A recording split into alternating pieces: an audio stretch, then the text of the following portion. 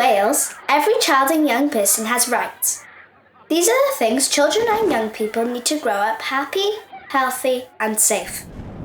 Children's rights are written in something called the United Nations Convention on the Rights of the Child. People often call this the UNCRC. It sounds complicated, but it's not really.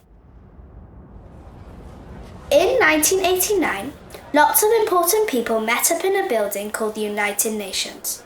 It's a place where people from all across the world get together to protect people's rights and to make the world a better place. They talked about all the problems that children and young people from all around the world face every day. And then they wrote a list of things that every child and young person will need to grow up happy, healthy, and safe. Think about this list as a book, with loads of things that every child should have or should be able to do. Things that they have a right to, and that's basically what this United Nations Convention on the Rights of the Child is. A list of rights that will help keep children and young people happy, healthy, and safe. Almost every country in the world has signed up to this convention, so it's kind of a big deal, and it's really important that you know about the rights that you have.